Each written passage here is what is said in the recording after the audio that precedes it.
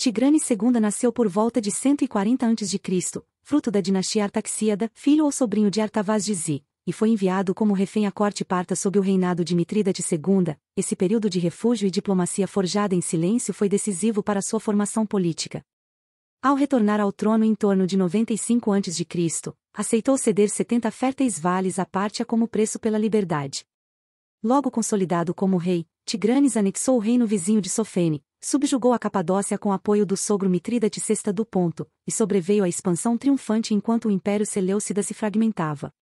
Sua política militar audaciosa estendeu o domínio armênio sobre a Média, a Diabene, Gordiene, Osroene e partes da Mesopotâmia, consolidando uma província que se tornou o estado mais poderoso a leste de Roma. Com seu império em crescimento, Tigranes assumiu o título de Rei dos Reis, estampando-o em moedas que elevavam seu prestígio entre as cortes helênicas e orientais. Fundou a capital Tigranocerta e realocou populações inteiras dos territórios conquistados, incluindo gregos e povos regionais, para fortalecer o caráter helenístico e multicultural de seu reino. Essa trajetória gloriosa, no entanto, colidiu com os interesses da crescente República Romana. Em 69 a.C., o general Lúcio Licínio Lúculo liderou as legiões romanas contra Tigranes na Batalha de Tigranocerta. Usando táticas habilidosas, como o ataque por flanco e retirada simulada, os romanos infligiram-lhe uma derrota devastadora e tomaram sua capital recém-erigida. Ele sofreria nova derrota no cerco de Artaxata, ainda que encontrasse oportunidade de recuar com dignidade. Em 66 a.C., ao final das hostilidades da Terceira Guerra Mitridática, firmou com Roma o Tratado de Artaxata, garantindo-lhe a permanência no trono, ainda que como Estado cliente, mas ao custo de grandes perdas territoriais e o pagamento de pesada indenização. Esse acordo simbolizou o fim da expansão armênia e o início de um reino em transição. Tigranes governou até sua morte por volta de 55 a.C., encerrando uma era em que a Armênia chegou a rivalizar com impérios estabelecidos. Seu legado é marcado pela expansão audaciosa, arquitetura helenística, relações diplomáticas complexas e pela assertiva de reinado que ainda hoje inspira orgulho nacional. Hernán Cortés nasceu por volta de 1485 em Medellín, na Extremadura, Espanha, em meio a uma família nobre de honra, mas de recursos modestos. Ainda adolescente, estudou Direito e Latim na Universidade de Salamanca, porém logo, movido pelo espírito inquieto e pelas narrativas das novas terras ultramarinas, abandonou os estudos e embarcou para o Novo Mundo em 1504, alcançando as ilhas de Hispaniola e depois Cuba, onde se tornou escrivão e ascendeu politicamente em Santiago. Enquanto o governador de Cuba, Diego Velázquez de Cuéllar, preparava uma expedição ao México em 1518, Cortés assumiu apesar de Velázquez cancelar seus planos, e em 1519 partiu com cerca de 500 homens e várias embarcações, chegando à costa de Tabasco e fundando a vila de Veracruz em nome da coroa espanhola. Sua decisão de destruir seus navios, deixando apenas um para eventual retorno, marcou sua irreversível determinação na conquista. Seguindo em direção à capital mexica, Tenochtitlán, ele firmou alianças cruciais com povos inimigos dos mexicas, como os tlaxcaltecas, e encontrou em Malinche, a intérprete indígena também chamada de Dona Marina, a ponte linguística e estratégica para negociar com Moctezuma II. Ao chegar em Tenochtitlán no final de 1519, Cortés foi recebido com retórica e diplomacia por Moctezuma, mas logo o manteve sob custódia, aproveitando-se das tensões internas e sua astúcia política. Um conflito interno feroz e o massacre de nobres durante festividades na ausência de Cortés levaram à revolta mexicana e culminaram na célebre Noche Triste em junho de 1520, uma fuga dramática que terminou com pesado custo em vidas e tesouros. Recuperando-se com o apoio dos tlaxcaltecas e aliados regionais, Cortés regressou com reforços. Em 1521, lançou o cerco definitivo a Tenochtitlán, usando embarcações adaptadas e aliados indígenas. Em agosto, a capital caiu e o Império Mexica foi dissolvido, redefinindo-se como Nova Espanha sob o domínio de Carlos V. Nomeado governador e capitão-geral, Cortés definiu os alicerces da nova administração colonial até 1524, quando organizou expedições ao sul e até as áreas que hoje correspondem à Califórnia. Em 1528 retornou à Espanha, conquistou o título de Marquês do Vale de Oaxaca e, ao voltar à Nova Espanha, enfrentou disputas políticas que minaram sua influência. Destacou-se ainda por suas cartas de relação, correspondências que enviou ao rei Carlos V entre 1519 e 1526, nas quais justificava suas ações, relatava suas conquistas e impulsionava sua legitimidade junto à corte espanhola. Na última fase de sua vida, em 1541, Cortés participou da expedição espanhola contra Argel, mas não retomou seu protagonismo anterior. Faleceu em 2 de dezembro de 1547, em Castileja de la Cuesta, perto de Sevilha, provavelmente devido a complicações de saúde. Cortés deixou um legado complexamente entrelaçado entre inovação militar, estratégias diplomáticas e ambição desmedida, pelo qual inaugurou um novo capítulo na história das Américas, o domínio colonial, que moldaria as sociedades subsequentes, tudo isso narrado com a precisão de sua trajetória astuta e controversa, que reverbera até hoje. Francisco Pizarro nasceu por volta de 1475 ou 1476 em Trujillo, na Extremadura da Espanha, sendo filho ilegítimo de um capitão e criado em condições modestas, quase analfabeto e trabalhando desde cedo como pastor de porcos. Movido por relatos de fortuna e aventura no Novo Mundo, ele se juntou à expedição de Alonso de Ojeda em 1510, mais tarde unindo-se a Vasco Nunes de Balboa em sua jornada que resultou na descoberta do Oceano Pacífico em 1513.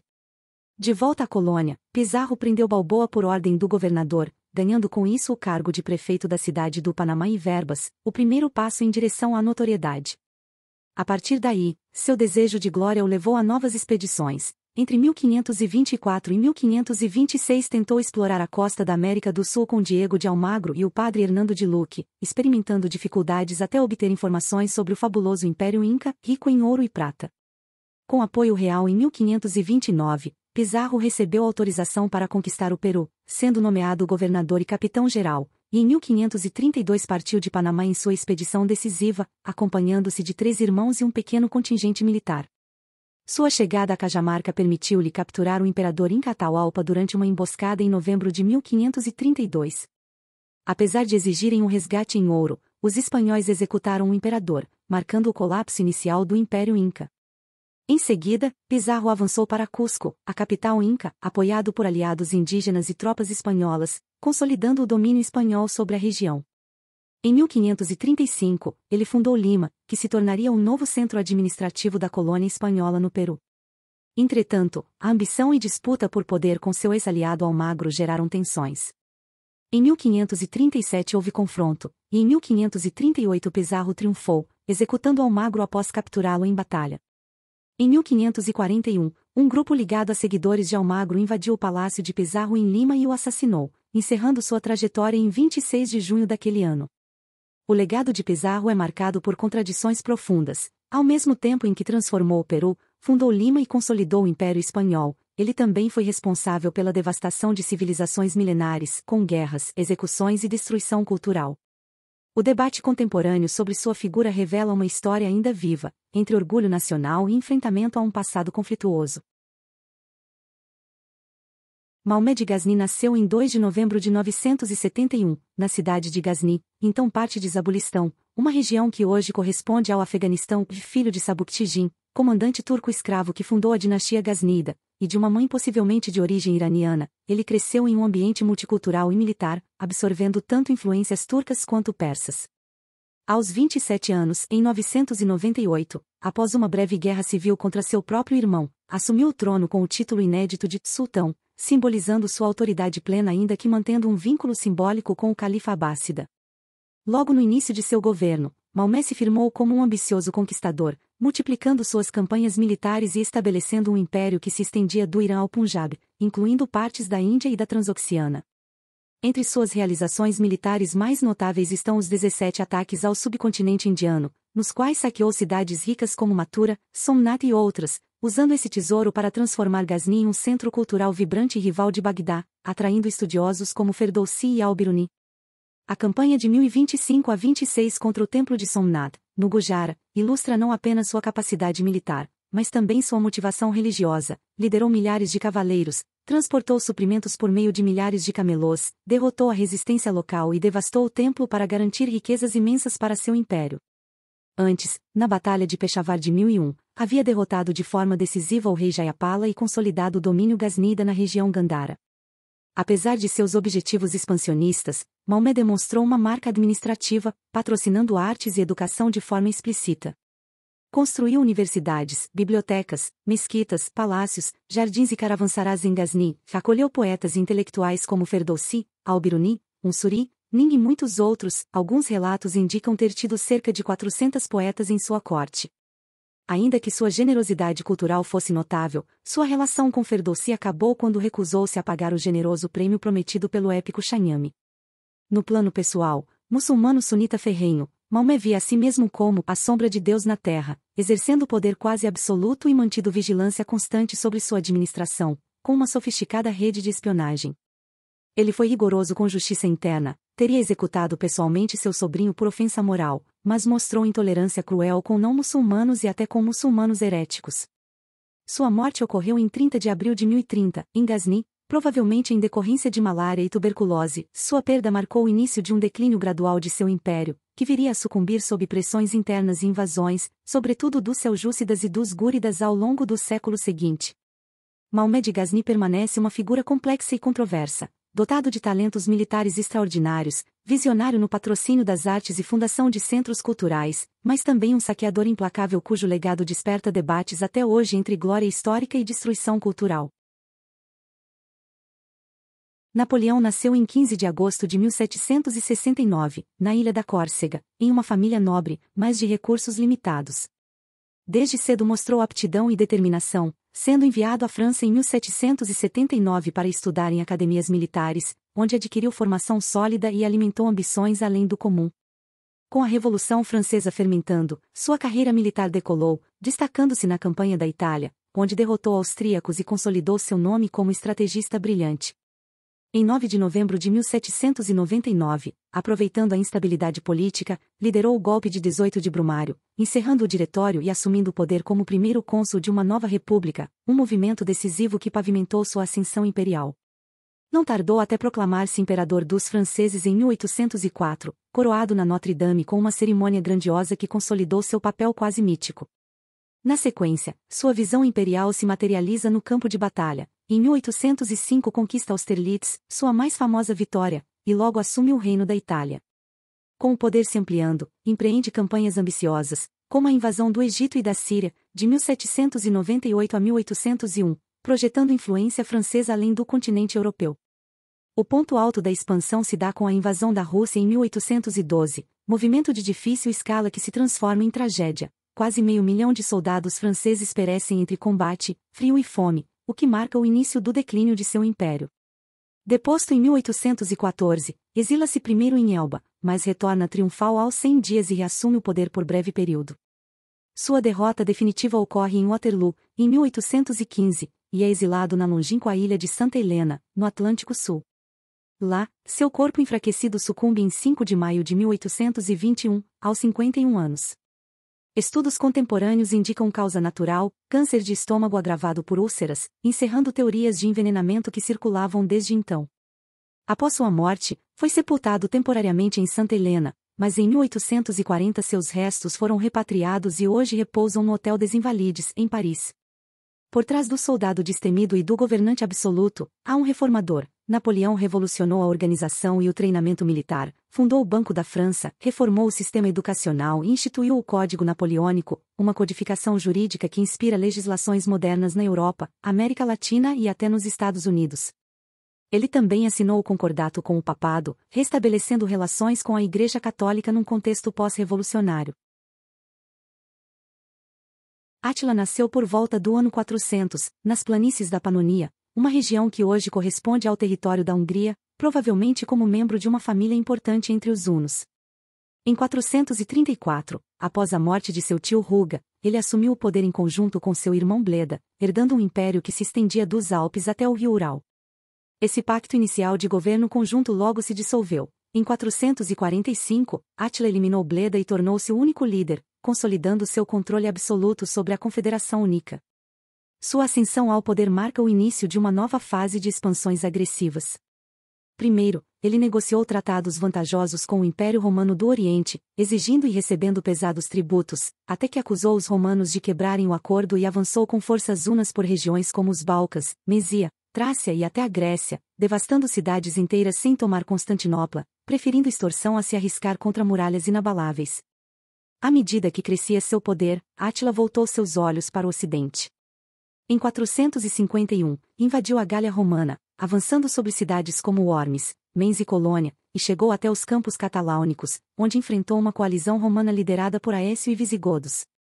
Ali, sofreu sua única derrota relevante, forçando seu recuo após uma batalha intensa e decisiva. Um ano depois, em 452, Átila lançou sua ofensiva sobre a Itália. Após sitiar e destruir Aquileia e saquear Milão, devastando regiões inteiras, o avanço foi detido não por força militar, mas por uma delegação enviada pelo Papa Leão I, agravado por epidemia e escassez, o que o levou a recuar antes de arriscar Roma. Em março de 453, pouco depois de seu último casamento, Átila morreu de forma repentina, possivelmente por hemorragia nasal ou complicações causadas por excessos alcoólicos, segundo relatos antigos. Com sua morte, o império que ele havia forjado se fragmentou rapidamente. Seus filhos disputaram o poder, e apenas um ano depois, em 454, uma coalizão liderada pelos Gépidas derrotou os hunos na Batalha de Nedal, e o controle huno sobre a Europa entrou em colapso. Átila continua sendo uma figura carregada de mitos e contradições, retratado pelos cronistas cristãos como o flagelo de Deus, símbolo de terror e destruição divina, mas também representado em outras tradições, como as escandinavas ou germânicas, como um herói ou líder ancestral.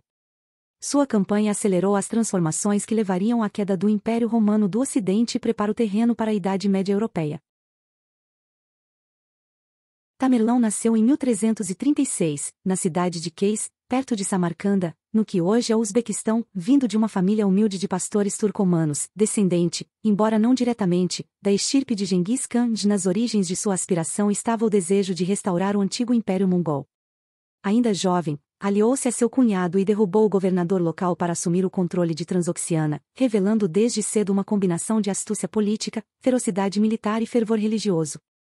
Em 1370, já senhor dessa região, ele se impôs como soberano. Reconhecido por sua habilidade de unir tribos diversas por meio de alianças, algumas baseadas no terror, e seu próprio carisma, liderou campanhas que expandiram seu domínio por toda a Ásia, derrotou o sultanato Jalaírida na Pérsia, conquistou a Turcomânia, a Geórgia, o Azerbaijão e a Armênia, enquanto simultaneamente minava o poder dos tártaros da Horda Dourada. Seu nome ficou marcado pela brutalidade, cidades foram arrasadas, seus habitantes massacrados ou empilhados em pirâmides de crânios, como em Isfahan, onde teria levantado dezenas de torres de ossos. Delhi, Augusta Núbia, Bagdá, Alepo e Damasco sentiram o peso desse conquador impiedoso, cuja estratégia incluía a ruptura psicológica dos povos conquistados. No entanto, o terror não foi sua única marca. Tamerlão se autodefinia como uma figura quase messiânica, autodenominando-se espada do Islã e apoiando a construção de instituições religiosas e culturais. Sua capital, Samarcanda, transformou-se em um centro vibrante da arte e da arquitetura islâmica. Foram construídas mesquitas, palácios, bibliotecas, templos em mosaicos e ladrilhos coloridos, e tudo isso atraía poetas, astrônomos e artesãos vindos dos lugares mais remotos. O mausoléu Gr. em Samarcanda hoje é lembrado não só como seu local de descanso, mas como obra-prima precursora da arquitetura mogol, ecoando até o Taj Mahal. Em 1398, Tamerlão conduziu sua famosa expedição à Índia, devastando Delhi, saqueando tesouros e impondo terror sobre seus defensores. Sua influência se estendeu também à Síria e ao Oriente Médio, onde derrotou os mamelucos e derrotou os otomanos na Batalha de Ankara, 1402, capturando o sultão Bayezid. Já em seus últimos anos, Tamerlão lançou-se numa campanha ambiciosa contra a China. Partiu em pleno inverno, mas adoeceu e faleceu nos arredores de Otrar, em 1405, incapaz de concretizar esse último sonho expansionista. Seu corpo regressou a Samarcanda e foi sepultado no Gr. Amr, consolidando-se como símbolo eterno da arte timúrida. A morte repentina significou o fim do império que tanto sangue lhe custará erguer. Seus descendentes imediatamente se digladiaram pelo poder, fragmentando o patrimônio de conquistas acumulado em décadas. Ainda assim, o legado de Tamerlão reverbera na história. Ele abriu espaço para a emergência dos impérios otomano, Safávida e Mogol, estabelecendo as bases para a era dos chamados Gunpowder Empires. Alexandre III da Macedônia nasceu em 356 a.C., em Pela, filho do rei Filipe II e de Olímpia, que desde cedo o preparou para uma vida marcada por ambição e destino. Educado sob a supervisão direta de Aristóteles entre seus 13 e 16 anos, Alexandre estudou filosofia, política, retórica e ciências naturais, absorvendo uma visão de mundo que depois moldaria seu governo e sua política de fusão cultural aplicada nos diversos povos que conquistaria. Ainda adolescente, demonstrou coragem ao domar o famoso cavalo bucéfalo, um episódio que simboliza seu caráter indomável e a tendência a encarar desafios aparentemente impossíveis. Aos 20 anos, após o assassinato de seu pai, assumiu o trono da Macedônia e consolidou seu poder eliminando rivais. Rapidamente reprimiu revoltas e submissões na Grécia, destruindo Tebas como exemplo exemplar de sua determinação. Já em 334 a.C., cruzou o Helesponto e iniciou sua campanha contra o Império Persa. Sua primeira vitória significativa ocorreu na Batalha do Grânico, estabelecendo sua reputação como estrategista militar brilhante. Na Batalha do Vale de Issos, em 333 a.C., enfrentou pessoalmente o rei persa Dário III, vencendo em condições numéricas desfavoráveis e conquistando o sul da Ásia Menor. Em seguida conquistou Tiro após um cerco prolongado, entrou no Egito sendo saudado como libertador, e fundou Alexandria, cidade que viria a se tornar um dos pilares da cultura helenística. No ponto alto de sua campanha, em 331 a.C., derrotou Dário definitivamente em Gaugamela, abrindo caminho para sua dominação da Pérsia e a autoproclamada coroação como rei da Ásia. Após tomar cidades como Babilônia, Susa e Persépolis, esta última incendiada em um gesto simbólico de superioridade sobre o império anterior, Alexandre empurrou seus limites para o leste, atravessando o Hinduku, casando-se com Roxana, e chegando até o rio Hidáspes, onde enfrentou o rei Porus na Índia em 326 a.C., numa batalha que, além de uma vitória, consolidou alianças regionais estratégicas. Mesmo jovem, seu império já se estendia da Grécia ao noroeste da Índia. Ao retornar, atravessou o árido deserto de Gedrosia, numa marcha que custou a vida de muitos de seus homens, numa cena que simboliza sua liderança exigente e disposição de sacrifício pessoal. Sua ausência no trono tornou-se sentido a partir de 323 a.C., quando, aos 32 ou 33 anos, terminou sua jornada em Babilônia, vítima de febre, possivelmente malária, febre tifoide ou até conturbadas intrigas palacianas, deixando um império imenso sem sucessor claro.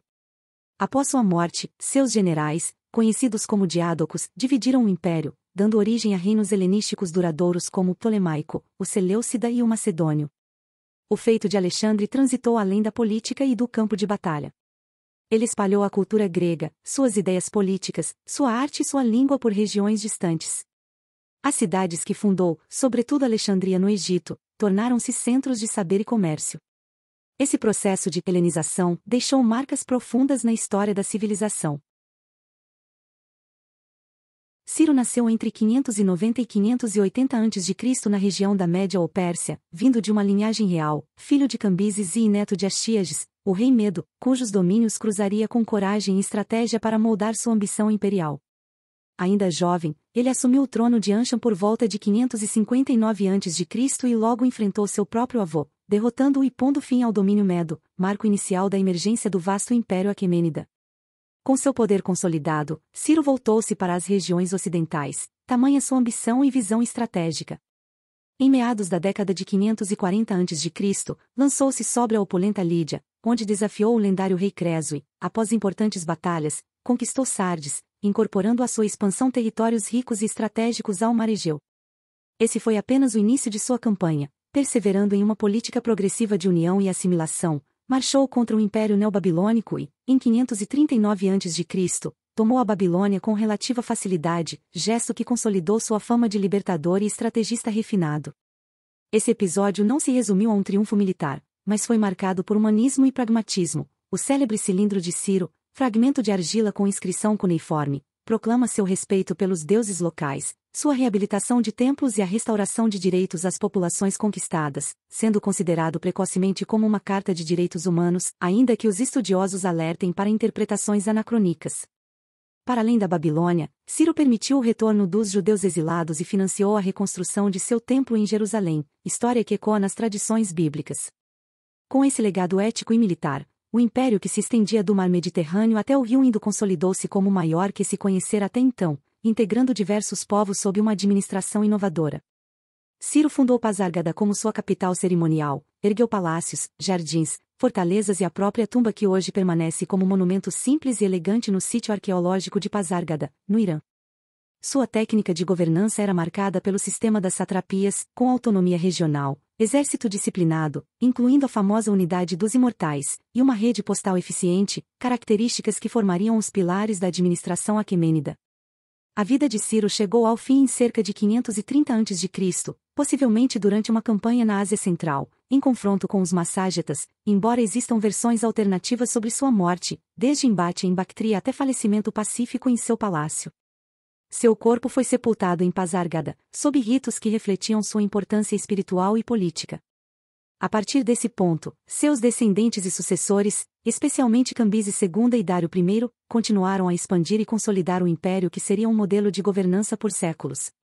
Ciro permanece uma figura admirada não apenas por sua grandiosa expansão territorial, mas principalmente por sua abordagem relativamente benevolente, sua habilidade diplomática e administrativa, e sua influência duradoura tanto no Oriente quanto no Ocidente.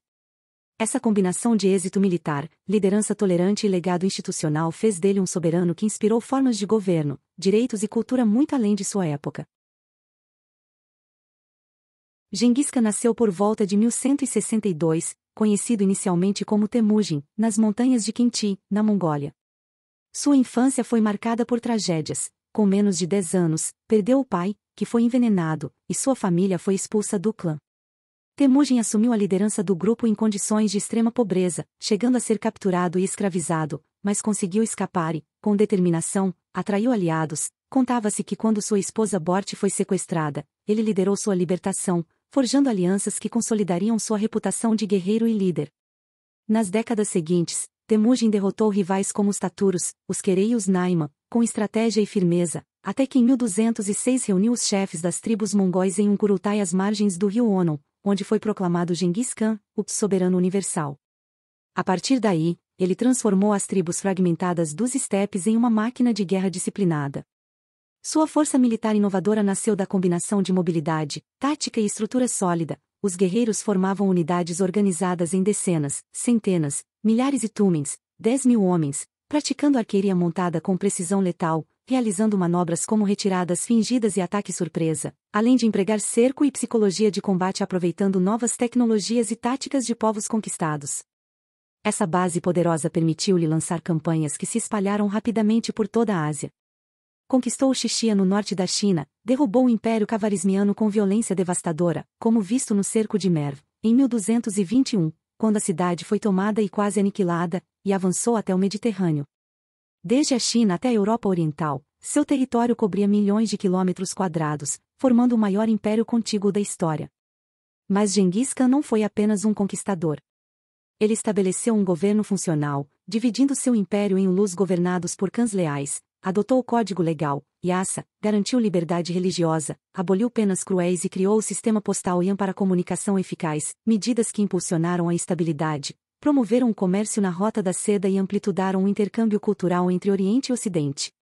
Surpreendentemente, mesmo analfabeto, ele valorizava o conhecimento ao atrair estudiosos para sua corte e promover formas de governança escritas, uma política inovadora que contribuiu para a administração do vasto império. Estudos sugerem até que sua expansão e a morte em massa de pessoas criaram um impacto climático global temporário. Gengis Khan morreu em 18 de agosto de 1227, durante uma campanha contra os Xixia ou por doença, com relatos variados, talvez tenha caído de cavalo, e foi enterrado em local secreto, conforme a tradição mongol, para proteger seu túmulo de profanação. Antes de morrer, ele já havia planejado a sucessão, dividiu o império entre seus filhos, consolidando sua ordem interna e preparando a continuidade do império com Ogedei como grande Khan. Nos séculos que se seguiram, os diádocos mongóis continuaram sua expansão. O império, que já se estendia de Bukhara ao Mar da China, acabou impulsionando transformações políticas, culturais e econômicas no mundo medieval, e hoje Gengis Khan permanece como símbolo de liderança ousada, organização eficaz e mudança global, e sua reputação está sendo revisitada por historiadores que destacam sua habilidade como administrador, patrono do comércio e promotor de tolerância cultural. Muito obrigada por assistirem o vídeo até o final, deixem um like, inscrevam-se no canal e compartilhem com quem vocês conhecem. Se você gostou do conteúdo e deseja apoiar o canal, considere fazer uma contribuição de qualquer valor através da chave Pix ou do QR Code que estão aparecendo na tela. O link da chave Pix também está na descrição e no comentário fixado. Todo o valor será investido na produção de futuros vídeos do canal. Até a próxima!